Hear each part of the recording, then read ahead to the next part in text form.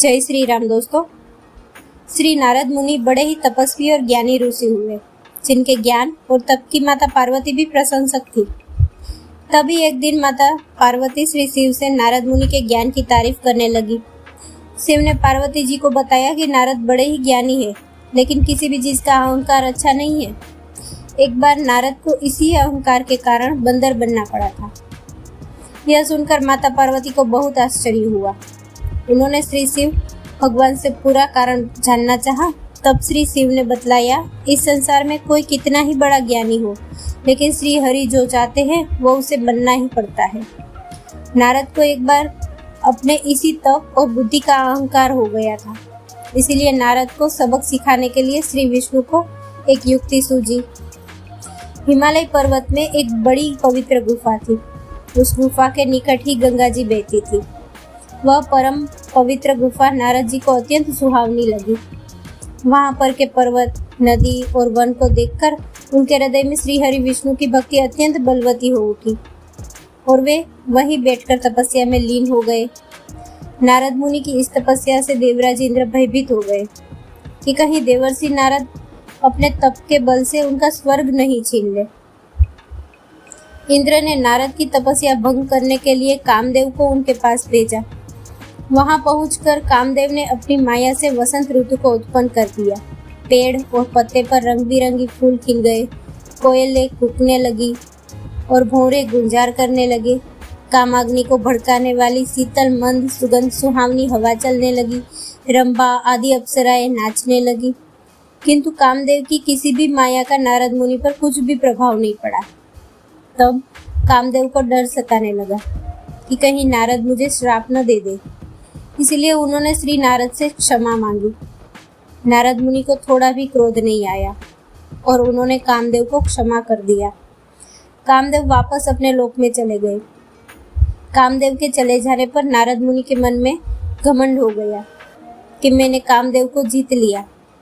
वहां से वे शिव जी के पास चले गए और उन्हें अपने कामदेव को हारने का हाल कह सुनाया। भगवान शिव समझ गए कि नारद को घमंड हो गया है। शंकर जी ने सोचा कि यदि इनके अहंकार की बात विष्णु जी जान गए तो नारद के लिए अच्छा नहीं होगा। इसलिए उन्होंने नारद से कहा कि तुमने जो बात मुझे बताई है उसे श्री हरि को मत बताना। नारद जी को शिव जी की यह बात अच्छी नहीं लगी। उन्होंने सोचा कि आज तो मैंने कामदेव को हराया है और ये भी किसी को नहीं बताऊं। नारद जी क्षीर सागर पहुंचे और शिव जी के मना करने के बाद भी सारी कथा उन्हें सुना दी। भगवान विष्णु समझ गए कि आज तो नारद को घमंड ने घेर लिया है। अपने भक्त के अहंकार को वे सह नहीं पाते, इसलिए उन्होंने अपने मन में सोचा कि मैं ऐसा उपाय करूंगा कि नारद का घमंड भी दूर हो जाए और मेरी लीला भी चलती रहे। नारद जी जब श्री विष्णु से विदा होकर चले तो उनका अभिमान और भी बढ़ गया। इधर श्री हरि ने अपनी माया से नारद जी के रास्ते में एक बड़े ही सुंदर नगर को बना दिया। उस नगर में शीलनिधि नाम का वैभवशाली राजा रहता था। उस राजा की विश्वमोहिनी नाम की बहुत ही सुंदर बेटी थी, जिसके रूप को देखकर लक्ष्मी भी मोहित हो जाए। विश्वमोहिनी स्वयंवर करना चाहती थी, इसीलिए कई राजा उस नगर में आए हुए थे। नारद जी उस नगर के राजा के यहाँ पहुंचे तो राजा ने उनका पूजन करके उन्हें आसन पर बिठाया। फिर उनसे अपनी कन्या की हस्तरेखा देखकर उसके गुण दोष बताने के लिए कहा। उस कन्या के रूप को देखकर नारद मुनि वैराग्य भूल गए और उसे देखते ही रह गए। उस कन्या की हस्तरेखा बता रही थी कि उसके साथ जो विवाह करेगा वो अमर हो जाएगा, उसे संसार में कोई भी जीत नहीं सकेगा और संसार के समस्त जीव उसकी सेवा करेंगे। यह बात नारद मुनि ने राजा को नहीं बताई और राजा को उन्होंने अपनी ओर से बनाकर कुछ और अच्छी बातें कह दी। अब नारद जी ने सोचा कि कुछ ऐसा उपाय करना चाहिए कि यह कन्या मुझसे ही विवाह करे। ऐसा सोचकर नारद जी ने श्री हरि को याद किया और भगवान विष्णु उनके सामने प्रकट हो गए। नारद जी ने उन्हें सारी बात बताई और कहने लगे, हे नाथ, आप मुझे अपना सुंदर रूप दे दो ताकि मैं उस कन्या से विवाह कर सकूं।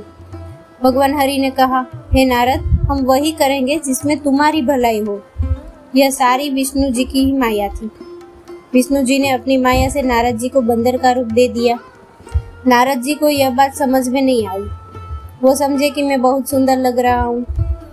वहां पर छिपे हुए शिव जी के 2 गणों ने भी इस घटना को देख लिया। ऋषिराज नारद तत्काल विश्व मोहिनी के स्वयंवर में पहुंच गए और साथ ही शिव जी के वे दोनों गण भी ब्राह्मण का रूप बनाकर वहां पहुंच गए। वे दोनों गण नारद जी को सुना कर कहने लगे कि भगवान ने इन्हें इतना सुंदर रूप दिया है कि राजकुमारी सिर्फ इन पर ही रिझेगी। उनकी बातों से नारद जी मन ही मन बहुत खुश हुए। स्वयं भगवान विष्णु भी उस स्वयंवर में एक राजा का रूप धारण कर आ गए। विश्व मोहिनी ने कुरूप नारद की तरफ देखा भी नहीं और राजा रूपी विष्णु के गले में वरमाला डाल दी। मोह के कारण नारद मुनि की बुद्धि नष्ट हो गई थी। राजकुमारी द्वारा अन्य राजा को वरमाला डालते देख वे परेशान हो उठे। उसी समय शिव जी के गणों ने ताना कसते हुए नारद जी से कहा, जरा दर्पण में अपना मुंह तो देखिए। मुनि ने जल में झांककर अपना मुंह देखा और अपनी कुरूपता देखकर गुस्सा हो उठे। गुस्से में आकर उन्होंने शिव जी के उन दोनों गणों को राक्षस हो जाने का श्राप दे दिया। उन दोनों को श्राप देने के बाद जब मुनि ने एक बार फिर से जल में अपना मुख देखा तो उन्हें अपना असली रूप फिर से मिल चुका था। नारद जी को अपना असली रूप वापस मिल गया था, लेकिन भगवान विष्णु पर उन्हें बहुत गुस्सा आ रहा था, क्योंकि विष्णु के कारण ही उनकी बहुत ही हंसी हुई थी। वे उसी समय विष्णु जी से मिलने के लिए चल पड़े। रास्ते में ही उनकी मुलाकात विष्णु जी के साथ लक्ष्मी जी और विश्व मोहिनी भी थी। उन्हें देखते ही नारद जी ने कहा, आप दूसरों की खुशियां नहीं देख सकते।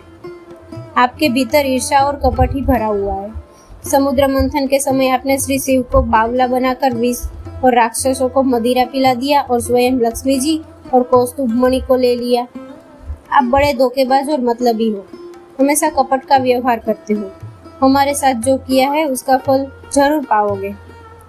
आपने मनुष्य रूप धारण करके विश्व मोहिनी को प्राप्त किया है, इसलिए मैं आपको श्राप देता हूँ कि आपको मनुष्य जन्म लेना पड़ेगा। आपने हमें स्त्रियों से दूर किया है, इसलिए आपको भी स्त्री से दूरी का दुख सहना पड़ेगा। और आपने मुझको बंदर का रूप दिया, इसलिए आपको बंदरों से ही मदद लेना पड़ेगा। नारद के श्राप को श्री विष्णु ने पूरी तरह स्वीकार कर लिया और उन पर से ही अपनी माया को हटा लिया। माया के हट जाने से अपने द्वारा दिए श्राप को याद कर नारद जी को बहुत दुख हुआ, किंतु दिया गया श्राप वापस नहीं हो सकता था, इसलिए विष्णु को श्री राम के रूप में मनुष्य बनकर अवतरित होना पड़ा। शिव जी के उन दोनों गणों ने जब देखा कि नारद अब माया से मुक्त हो चुके हैं, तो उन्होंने नारद जी के पास आकर और उनके चरणों में गिरकर कहा, हे मुनिराज, हम दोनों शिव जी के गण हैं। हमने बहुत बड़ा अपराध किया है, जिसके कारण हमें आपसे श्राप मिल चुका है। अब हमें अपने श्राप से मुक्त करने की कृपा करें। नारद जी बोले, मेरा श्राप झूठा नहीं हो सकता, इसीलिए तुम दोनों रावण और कुंभकर्ण के रूप में महान ऐश्वर्यशाली, बलवान तथा तेजवान राक्षस बनोगे और अपनी भुजाओं के बल से पूरे विश्व पर विजय प्राप्त करोगे। उसी समय भगवान विष्णु राम के रूप में मनुष्य शरीर धारण करेंगे। युद्ध में तुम दोनों उनके हाथों से मारे जाओगे और तुम्हारी मुक्ति हो जाएगी।